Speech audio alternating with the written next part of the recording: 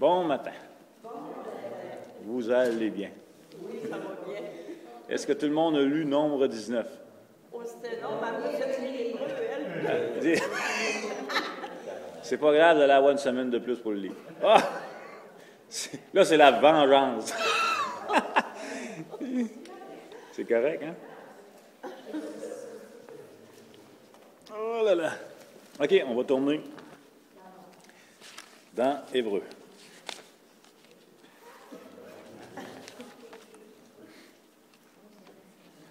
C'est Nombre 19, c'est bien ça. Il y avait aussi Exode 24, je ne sais pas si vous avez eu la chance de le lire, mais lui, on va le passer ce matin. Exode 24. Ouais, allez dans Hébreu. On va faire la lecture d'Hébreu, nos versets où on était rendus. Puis on va commenter, puis on va vraiment aller faire un petit tour dans l'Ancien Testament. Quelque chose qui, je pense, est vraiment intéressant et important à comprendre. Des fois, c'est des petits détails qui nous échappent. Excusez-moi pour les gens sur Internet, non? J'enlève ma gomme. Des fois, on lit, puis il y a des petits détails qu'on ne voit pas, mais ça va être vraiment intéressant. Hébreu, vous savez ce qu'on est rendu toujours, là. Hébreu, chapitre 9. On est rendu au verset 16 à 22. Je ne pense pas qu'on aille plus loin que 22 aujourd'hui. Puis même les versets suivants, là, aller jusqu'au verset 28, il y a du matériel là-dedans, énormément. Mais c'était ça le but d'étudier l'Épître aux Hébreux, c'est qu'on savait que ça irait pas tellement vite, puis que ça nous amènerait énormément dans l'Ancien Testament, donc pour nous familiariser un petit peu aussi avec l'Ancien Testament. On lit ça? Vous êtes prêts? On peut commencer au verset 15 pour redonner un petit peu le contexte. Il dit... Et c'est pour cela qu'il est le médiateur d'une nouvelle alliance, afin que, la mort est intervenue pour le rachat des transgressions commises sous la première alliance, ceux qui ont été appelés reçoivent l'héritage éternel qui leur a été promis. Car là où il y a un testament, il est nécessaire que la mort du testateur soit constatée.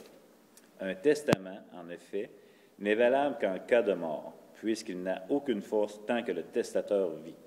Voilà pourquoi c'est avec du sang que même la première alliance fut inaugurée. Moïse, après avoir prononcé devant tout le peuple tous les commandements de la loi, prit le sang des veaux et des boucs avec de l'eau et de la laine écarlate et de l'hysope, et il fit l'aspersion sur le livre lui-même et sur tout le peuple en disant « Ceci est le sang de l'alliance que Dieu a ordonné pour vous. » Il fit pareillement l'aspersion avec le sang sur le tabernacle et sur tous les ustensiles du culte. Et presque tout, d'après la loi, est purifié avec du sang, et sans effusion de sang, il n'y a pas de pardon. Je pense qu'il y avait un verset pour résumer le livre d'Hébreu au complet, ce serait le verset 22, qui a son pendant dans Lévitique, qui serait Lévitique 17-11, que je vous avais fait lire il y a quelques semaines. Donc, le verset 15... parle que Jésus est un médiateur. Qu'est-ce qu'un médiateur? Juste pour se le rappeler, je sais même que vous le savez, mais c'est pas grave. Un médiateur, c'est quelqu'un qui intercède pour deux groupes, qui se met entre deux personnes pour conclure une entente, dans notre cas ici. Qu'est-ce qu'un médiateur? On a l'être humain pécheur, condamné par sa faute. On a l'autre côté Dieu, qui est saint, 3 fois saint si vous voulez. Et entre les deux, ça a pris un médiateur qui s'appelle Jésus-Christ pour conclure une entente entre les deux, pour donner une possibilité entre les deux. C'est ça, un médiateur. Moïse est un médiateur entre le peuple d'Israël et Dieu. Okay? Qu'est-ce qui amène l'auteur à parler de testament? Bien, c'est le verset 15. Le verset 15 parle d'un héritage. Et là, c'est vraiment quelque chose qui est plus facile pour nous à comprendre. Il parle d'un héritage. Pour recevoir un héritage promis, ça prend quoi? Ça prend la mort du testateur. Okay? Ça, c'est vraiment important. Donc, tant que le testateur est vivant, bien, c'est bien, son héritage, il n'est pas touchable. Il n'est pas à notre portée de main. Même tant que le testateur est vivant, il peut faire ses dernières volontés plusieurs fois. Hein? Si vous avez fait un testament dans votre vie, peut-être que si vous vivez encore longtemps, vous allez refaire des modifications à votre testament parce que vous êtes vivant. Vous avez cette autorité-là, tant que vous êtes vivant, de modifier votre testament, de modifier le testament. Mais le jour où vous allez décéder, le testament, il est scellé, il n'est plus modifiable, mais il devient en action pour les héritiers. OK? Ça, c'est vraiment important de comprendre ça. Et la mort du testateur, bien, Jésus-Christ, elle a été constatée. Il est mort. Donc, ses promesses sont maintenant en action depuis sa mort. OK? Et on parle de quoi? On parle de la nouvelle alliance, entre autres. On parle de l'héritage qui a été promis. Donc, le testateur est mort. L'héritage est maintenant mis en action pour nous. Le verset 18, il va passer du concept de testament à celui d'alliance. C'est presque la même chose, c'est presque le même mot, mais peut-être un petit peu différent. Et là, il fait rester dans le contexte qui fait allusion, bien sûr, à l'alliance mosaïque. OK? Il dit, pour conclure une alliance, le sang aussi était versé. Donc, par une mort aussi. Fait que là, c'est important ces versets-là, vous allez voir. Il dit, voilà pourquoi c'est avec du sang que même la première alliance fut inaugurée. Moïse, après avoir prononcé devant tout le peuple, pris les commandements de la loi, pris du sang du veau, et fit l'aspersion, etc. On va y revenir. C'est même chose qu'un testament, une alliance. Pour conclure une alliance, le sang était versé, donc par une mort aussi, mais même chose qu'un testament pouvait être modifié tant que la mort n'avait pas eu lieu. OK? Alors, quand on contracte une alliance, tant que l'alliance n'est pas scellée, l'alliance est aussi modifiable. OK? Il fait le parallèle entre un testament et une alliance. L'alliance mosaïque, elle pouvait être modifiée tant que le sang n'avait pas été versé. On va le voir tantôt en détail un petit peu. Après que Moïse a aspergé le sang sur les deux parties qui firent alliance, l'alliance mosaïque n'est plus modifiable, mais en action, en œuvre. OK? Vous me suivez-vous, là? C'est important. Donc, on parle d'un testament, tant que le testateur n'est pas mort, l'héritage n'est pas appropriable à 100%. Jésus-Christ, en tant que testateur, sa mort a été constatée. Son héritage, ses promesses qui étaient données, qui étaient promis aux héritiers sous l'ancienne alliance, entre autres, qui est le contexte du verset 15, lorsqu'il est mort, leur péché a été enlevé, etc. Ils sont rentrés en œuvre dans le plein héritage, comme nous aujourd'hui. Et là, il va revenir sur l'alliance. Et là, il spécifie qu'une alliance, tout comme un testament, c'est avec du sang que ça fonctionne. Et là, il va parler de l'alliance mosaïque. Il va dire, même l'alliance mosaïque, fait que là, il va expliquer. OK? Tant que l'alliance mosaïque n'a pas été scellée avec du sang, l'alliance mosaïque était modifiable. Elle était changeante. Mais le jour où Moïse a fait l'aspersion du sang avec le peuple, l'alliance mosaïque a été scellée et mise en œuvre. OK? Ça va jusque-là? Et là, on va aller lire Exode 34.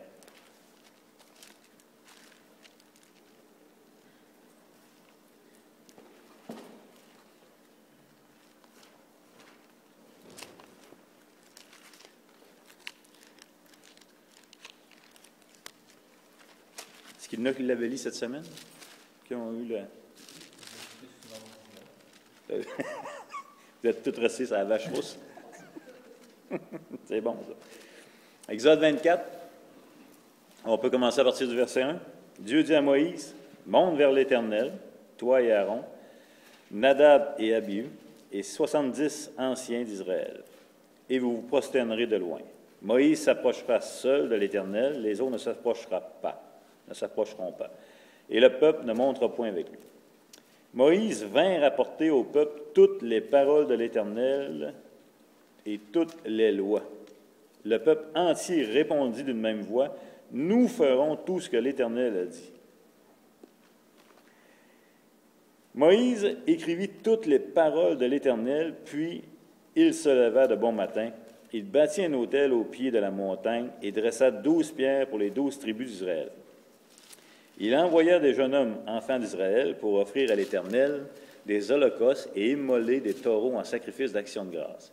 Moïse prit la moitié du sang qu'il mit dans des bassins et il répandit l'autre moitié sur l'autel. Il prit le livre de l'Alliance et le lut en présence du peuple. Ils dirent, « Nous ferons tout ce que l'Éternel a dit et nous obéirons. » Moïse prit le sang et il le répandit sur le peuple en disant, « Voici le sang de l'Alliance que l'Éternel a faite avec vous, selon toutes ses paroles. » Bien intéressant. Exode 24, 3 à 8, c'est la cérémonie solennelle destinée à sceller l'alliance. Un coup que Moïse a lu les paroles, que le peuple les entendit, il y a eu entente, il y a eu conclusion de l'alliance scellée avec du sang. Okay? Un testament, ça prend l'auteur du testament qui doit mourir pour être bénéfique, être en action. Une alliance, ce n'est pas nécessaire que ce soit la mort d'une personne, ça peut aussi être la mort de des animaux, mais ça prend du sang. Okay? C'est un ou l'autre. Pas nécessairement les personnes qui contractent l'alliance, mais néanmoins, ça prend du sang. Et là, on le voit ici dans l'alliance mosaïque que ça a pris du sang. On va voir aussi d'autres choses de bien trippant. Encore une fois, l'auteur va comparer deux alliances.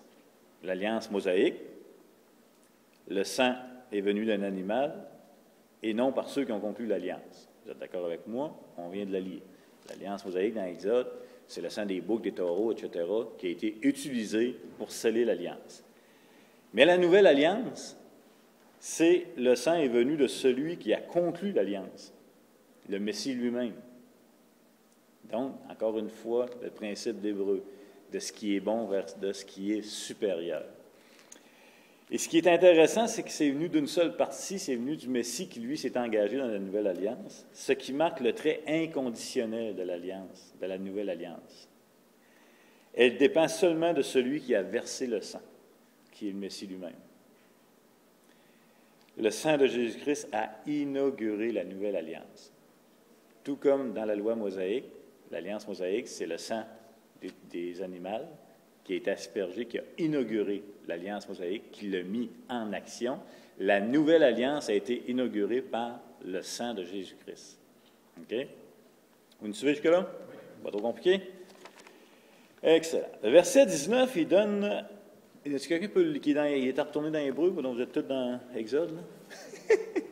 Y a-t-il un qui peut retourner dans l'Hébreu en attendant? 9, toujours, oui. 19. Si vous pouvez me le lire, s'il te plaît.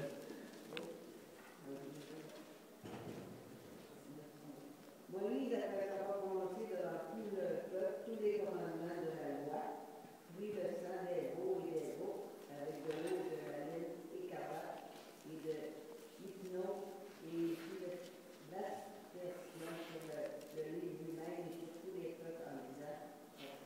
Merci. Avant de remarquer qu'il y a des détails de plus dans le livre d'Hébreu que dans Exode. OK? Donc, le verset 19, il donne des détails vraiment importants. Un petit rappel, on l'a vu, je pense, il y a 2 semaines, il y a 2 types d'alliances, hein?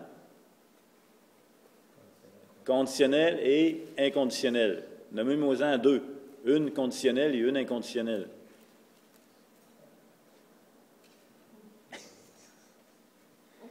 On n'est pas pressé, là.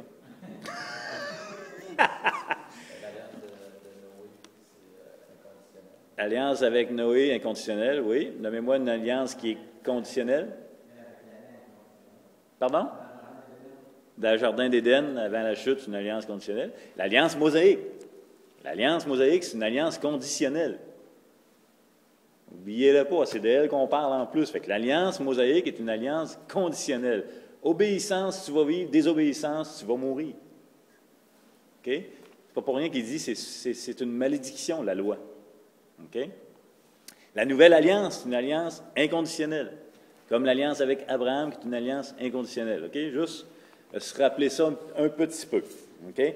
Donc, Hébreu, sous l'inspiration du Saint-Esprit, donne des détails que Exode ne donne pas. Et Exode, c'est la même chose, sous l'inspiration du Saint-Esprit, l'auteur donne des détails que Hébreu ne donne pas. Donc, on va jumeler les deux ensemble, ça pourrait ressembler à ça. Vous allez voir ce que je m'en vais avec ça. Moïse est le médiateur entre Dieu et le peuple. Ça va bien. Il a reçu la parole de Dieu et il l'a mis par écrit. Moïse a reçu la loi. Okay? On sait qu'il a reçu les 10 commandements écrits du doigt de Dieu, puis il a reçu le restant des autres lois par l'intermédiaire d'un ange. Mais c'est Moïse qui les reçoit en tant que médiateur entre le peuple et Dieu. Moïse les a mis par écrit dans un livre. On a vu ça, on l'a lu. On offre des holocaustes et des sacrifices en action de grâce. Moïse prend la moitié du sang. Il fait 2 parts de sang. Une part est versée sur l'autel de 12 pierres qui représente les 12 tribus d'Israël. Moïse fait la lecture du livre. Le peuple endosse. Le peuple endosse. Nous ferons tout ce que l'Éternel a dit, nous obéirons. Ils ne savaient pas ce qu'il disait, mais ils l'ont dit quand même. Je veux dire, c'est comme... Moïse prend l'autre moitié de sang et fait aspersion sur le peuple et sur le livre. Ensuite, les ustensiles et le sanctuaire, etc. Vu de même, ça a l'air correct, mais il y a vraiment de quoi qui nous échappe dans ce petit passage-là, qui est vraiment trippant. En tout cas, moi, je trouve ça trippant. Je ne sais pas si vous avez trouvé ça trippant, mais on va le voir. Comment, dans l'histoire de l'humanité, on traitait des alliances? Okay? Je vais remonter au 17e siècle, là, le plus commun, vous le tapez sur Internet, vous allez le trouver. Okay? Au 17e siècle, il y avait un dénommé Abban, A-B-B-A-N, qui lui a donné une cité à une autre personne. Okay? Comment il s'appelle? Je pense Alalac, en tout cas. Mais vous le tapez, je suis allé voir sur Internet, puis je l'ai trouvé.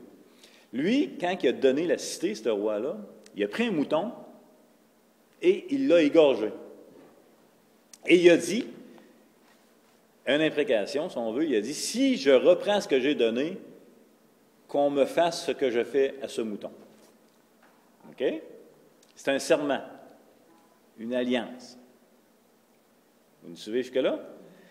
Dans l'histoire aussi de l'humanité, certains peuples, ils le faisaient avec une roche. Quand ils faisaient un serment ou un engagement, tu pouvais avoir 2 personnes qui prenaient une roche puis qui la tenaient au bout de leurs bras. Ça voulait dire, écoute, si je romps cette alliance-là, qu'on me lapide. OK? Elle coûtait moins cher d'aller sur le notaire, par exemple.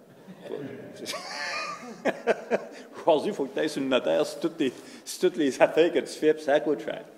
Mais à l'époque, on faisait ça. Et si on recule encore plus loin, on disait même qu'on coupait une alliance. Et là, je vais vous amener dans 2 textes. Peut-être un que vous connaissez moins, mais un que peut-être vous connaissez. Vous allez voir, c'est vraiment trippant. On va tourner dans Jérémie.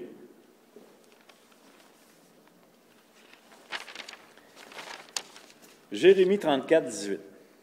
Là, je vous amène là, après ça, je vous amène dans Genèse, puis après ça, on va revenir voir Exode, l'alliance qui a été traitée.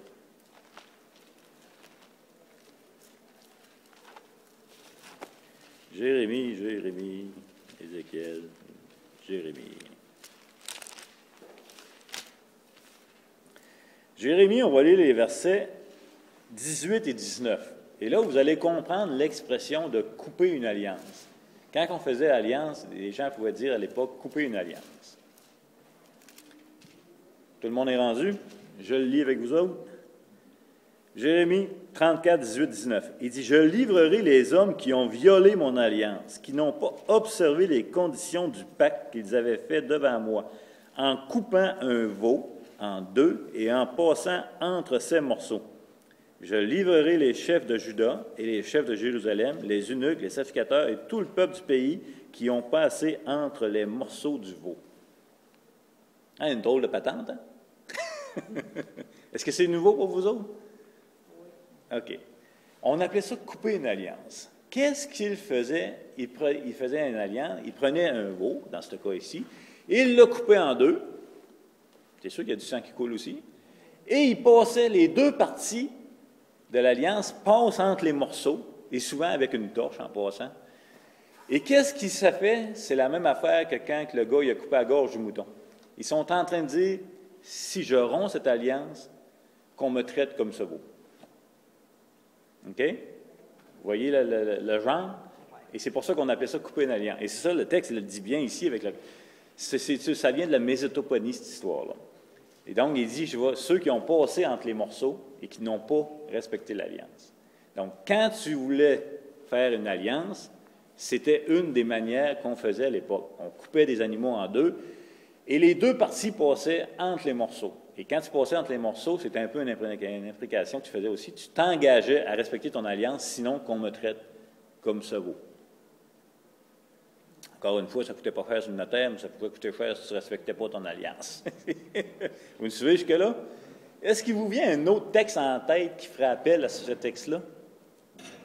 Avec Abraham. On va aller le voir. Je vous pose une question. Pour qu'il y ait alliance, est-ce qu'il faut toujours que les deux parties passent entre les morceaux? Là, je vous pose une colle. Ben oui. Il faut que les deux parties passent entre les morceaux pour conclure l'alliance. OK. Madame a dit oui, il faut que les deux parties passent entre les morceaux pour conclure l'alliance. C'est ce qu'on vient de lire. Mais là, il dit, je vous pose une colle. Méfiez-vous. Est-ce que les deux parties, pour qu'il y ait alliance, doivent passer entre les morceaux?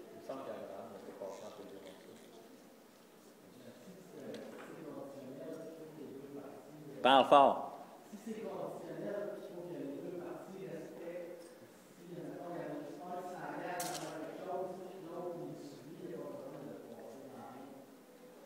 Même affaire qu'Olivier vient de dire. Olivier vient de dire, il me semble qu'Abraham n'a pas passé.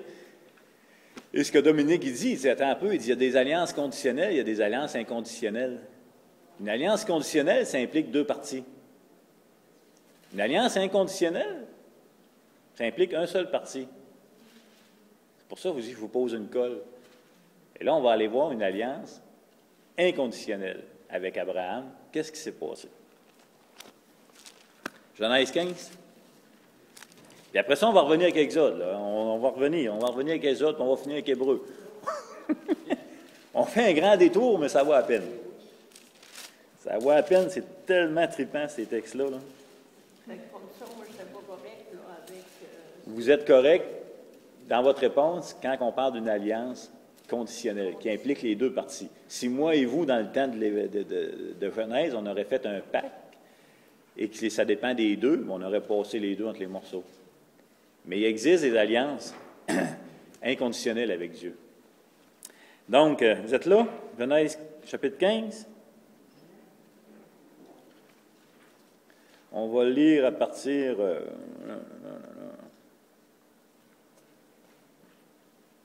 à partir du verset 4. Il dit, alors la parole de l'Éternel lui fut adressée ainsi. Il dit, ce n'est pas lui qui sera ton héritier, mais c'est celui qui sortira de tes entrailles qui sera ton héritier. Et après l'avoir conduit dehors, il dit, regarde vers le ciel et compte les étoiles si tu peux les compter. Et il lui dit, telle sera ta postérité. Abraham eut confiance en l'Éternel, qui le lui imputa justice. L'Éternel lui dit encore, je suis l'Éternel qui t'ai fait sortir d'Ur en Chaldée, pour te donner en possession ce pays. Abraham répondit, Seigneur éternel, à quoi connaîtrai-je que je le posséderai? Et l'Éternel lui dit, prends une génisse de 3 ans, une chèvre de 3 ans, un bélier de 3 ans, une tourterelle et une jeune colombe. Abraham prit tous ces animaux, les coupa par le milieu et mit chaque morceau l'un vis-à-vis de l'autre, mais il ne partagea point les oiseaux. Là, vous reconnaissez un peu, là. Hein, ce qu'on vient de voir dans Jérémie. Là. Vous avez remarqué qu'Abraham, il sait ce que ça veut dire. Ça vient de la Mésopotamie, cette affaire-là. Il vient de là, Abraham. Il comprend. Quand Dieu lui a dit tu vas prendre des génisses, il sait ce qui s'en vient. Mais il y a de quoi qu'il ne sait pas. Mais il sait à quoi ça sert. Bon. Les oiseaux de proie s'abattirent sur les cadavres et Abraham les chassa. Au coucher du soleil, un profond sommeil tomba sur Abraham et voici une frayeur et une grande obscurité vinrent l'assaillir. Dans les Écritures, quand Dieu fait un profond sommeil, c'est presque tout le temps pour révéler quelque chose. Et l'Éternel dit à Abraham, « Sache que tes descendants seront étrangers dans un pays qui ne sera point à eux, et ils seront asservis, et on les opprimera pendant 400 ans. Mais je jugerai la nation à laquelle ils seront asservis, et ils sortiront ensuite avec de grandes richesses. Toi, tu iras en paix vers tes pères. Tu seras enterré après une heureuse vieillesse. À la 4e génération, ils reviendront ici, car l'iniquité des Amoréens n'est pas encore à son compte. Gardez bien. Quand le soleil fut couché, il y eut une obscurité profonde, et voici, ce fut une fournaise fumante, et des flammes passèrent entre les animaux partagés. En ce jour-là, l'Éternel fit alliance avec Abraham. Pas pire, hein? Qui a passé entre les deux morceaux? Dieu. Abraham, as-tu passé? Non. Qui s'est engagé à appliquer l'alliance qu'il vient de faire? Dieu seul. Parce que c'est une alliance qui dépend de Dieu seul. Pas pire, hein? Si on comprend cette alliance-là, la nouvelle alliance, c'est la même affaire en passant. Elle dépend de Dieu seul. Notre salut ne dépend pas de nous. OK? Fait que, là, ça revient voir mes notes un peu. Donc, Abraham connaissait ce rite. C'était pas nouveau, le rite de couper des animaux, puis de les mettre les morceaux vis-à-vis, puis que les deux passent entre les morceaux avec une torche, disant, ben si je ne respecte pas l'alliance que je viens de faire, qu'on me traite comme ces animaux. C'était pas... Abraham connaissait ça. Par contre, ce qu'il ne savait pas, Abraham, c'est qu'il ne passera pas, lui, entre les morceaux.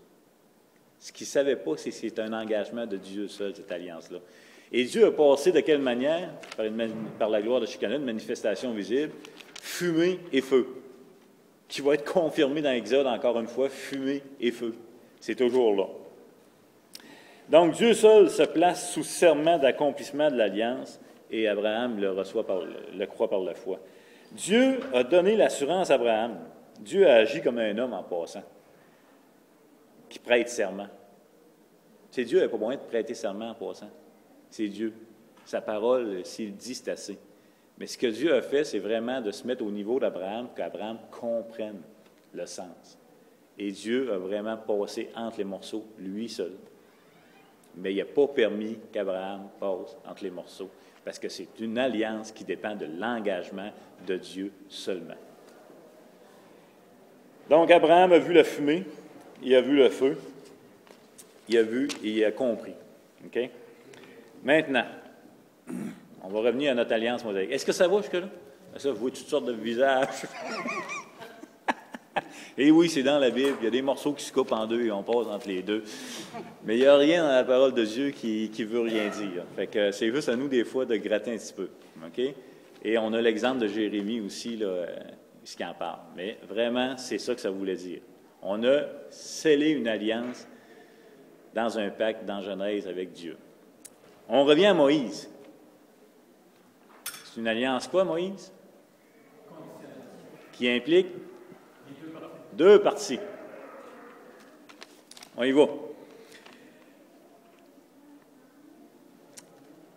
Pourquoi ça implique les deux parties? C'est parce que dans l'alliance mosaïque, obéissance égale bénédiction. Tu vas vivre. Désobéissance égale malédiction, jugement, mort. OK? C'est une malédiction, la loi. Bon, comment dans le texte on peut voir que l'alliance est contractée avec les deux parties? Premièrement, on va retourner dans Exode 24. Et ce que les commentateurs disent, je pense qu'il y a pas mal d'accord, moi tout, de toute façon, ils sont pas mal meilleurs que moi. Je suis sûr que je suis d'accord avec eux.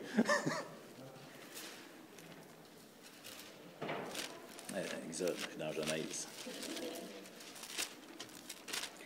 Il y a vraiment un terme qui est utilisé dans Exode 24, puis tous les commentaires que j'ai vus accrochent dessus.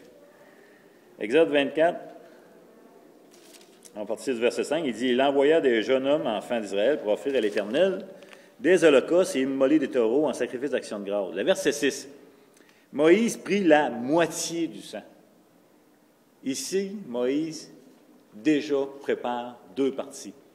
Ce n'est pas quelque chose qu'on voit ailleurs. Il a séparé le sang. Il a pris le sang et il a fait deux portions. N'oubliez pas, Moïse est quoi? Moïse est le médiateur de l'alliance mosaïque entre Dieu et le peuple. Moïse prend le sang et il en fait 2 portions. Il le sépare en 2. Et déjà là, les commentateurs ils disent, c'est là que ça commence, c'est là que ça se passe, c'est là que c'est significatif que les 2 parties vont être impliquées. Donc, Moïse prit la moitié du sang. La première part de sang est pour Dieu. La deuxième part va être pour le peuple. Il a pris une part du sang et il l'a versé sur l'autel. L'autel, qui selon beaucoup vont dire, c'est la part qui représente l'engagement de Dieu dans l'Alliance mosaïque. L'autel des 12 pierres qui représentaient les 12 tribus. Et ils disent aussi, ça représente aussi que cette alliance-là, à moins que le pardon de Dieu soit en action, il n'y a personne qui va respirer. OK? Donc, le sang sur l'autel rappelle le pardon aussi. Le sang sur le peuple, après avoir dit « nous obéirons ». Avoir remarqué qu'on ne voit pas ça souvent, que le sang est aspergé sur des gens. Je pense que c'est la seule pièce, mais je n'ai pas vérifié, fait que c'est peut-être une niaiserie, là. Regardez, Moïse a reçu la parole de Dieu, le lit. Il lit au peuple toute la loi.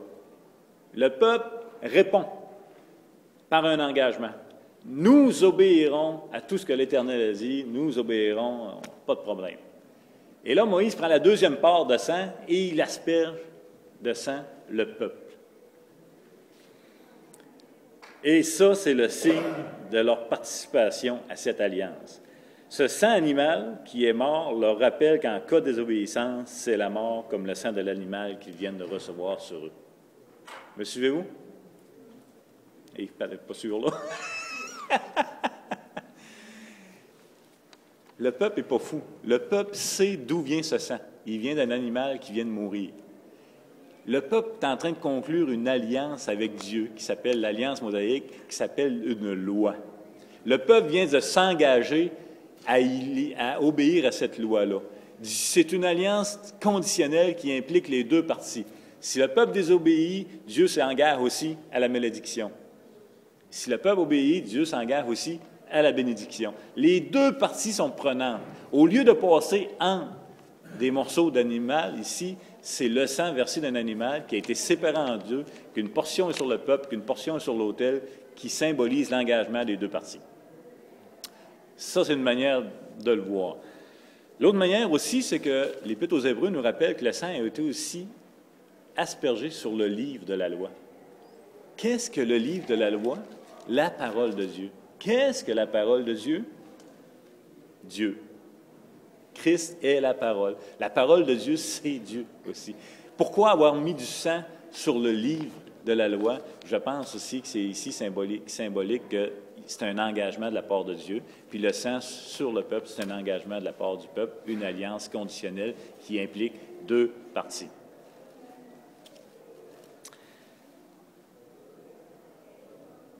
Et l'alliance a été scellée. À partir du moment où le sang a été aspergé sur le peuple et sur le livre, l'alliance mosaïque n'est plus modifiable. Ça, c'est important de le voir. En d'autres mots, Dieu n'a pas rajouté de loi dans le livre après, ou n'a pas modifié, ou il ne revient pas en disant « ben là, écoute, je vais être plus clément, ça ne sera pas si dur que ça. » Non, c'est scellé. Le sang a scellé. OK? C'est le point qu'il faut retenir aussi. On revient dans Hébreux chapitre 9. L'auteur nous parle d'un testament et d'une alliance. La mort du testateur a eu lieu, donc l'héritage est pleinement reçu. Mais ne pas oublier que cet héritage-là vous a été promis par une alliance, qui est la nouvelle alliance de Jérémie, chapitre 31, entre autres, qu'on avait vu. Hein? Je pardonnerai vos fautes, j'effacerai, je ne me souviendrai plus de vos fautes. Une alliance inconditionnelle qui implique une seule partie, Dieu lui-même. C'est Dieu qui s'est engagé à sauver l'humanité et ça dépend de lui. C'est une alliance inconditionnelle, une seule partie qui s'engage. Donc, l'alliance a été scellée. La nouvelle alliance, elle a été scellée avec du sang de cette seule partie, du seul partie impliqué, Dieu lui-même. Le sang de Christ, quand il a été versé sur la croix, a scellé la nouvelle alliance. Ça veut dire quoi? Ça veut dire que la nouvelle alliance n'est plus modifiable non plus. Elle a été scellée. Les promesses comment je dirais bien ça, l'héritage de la Nouvelle Alliance, les trésors de la Nouvelle Alliance, je n'ai pas le bon terme, là, mais ne sont plus modifiables. Je ne sais pas si vous voyez quelle importance ça a pour nous. On est des héritiers de la Nouvelle Alliance, et non seulement on a reçu ce qui avait été promis, deuxièmement, parce que l'Alliance a été scellée, elle n'est plus modifiable.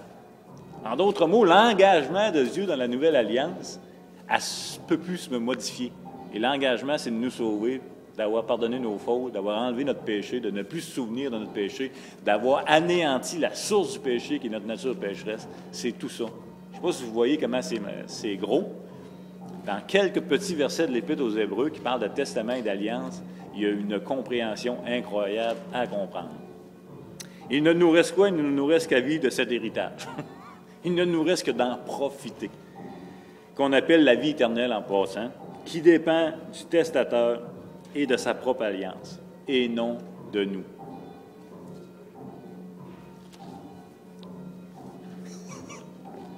Je vais prendre 4 questions avant de vous donner la lecture de la semaine prochaine. OK, m'avez-vous suivi un petit peu? Oui, c'est-tu compréhensible un petit peu? Oui. Y a-t-il des commentaires ou des questions ou des éclaircissements? Parle plus fort, Yves.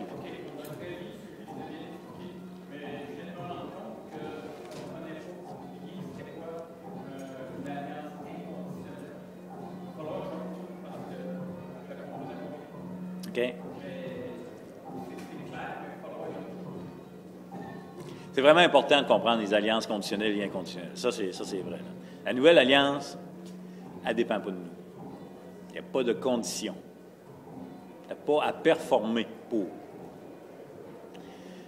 D'autres commentaires ou questions sur ce qu'on vient de voir, parce qu'on n'y reviendra pas. Parfois, vous rafraîchir la mémoire. Oh, madame! La semaine prochaine, OK, je vous avais fait lire Nombre 19. On va y revenir avec la fameuse vache rousse. Un petit peu, on va en commenter un petit peu. J'aimerais que vous lisiez la semaine prochaine. Jean, chapitre 20. Jean, chapitre 20, 11 à 18. Jean, chapitre 20, versets 11 à 18. Ézéchiel. Ézéchiel 28, 11, 19. Ézéchiel 28, 11, 19. Et le restant du chapitre 9 d'Hébreux, les versets 23 à 28 du chapitre 9 d'Hébreux. Ce sont tous des textes qu'on va avoir besoin pour comprendre un petit peu plus les détails des prochains versets. Bon dimanche matin.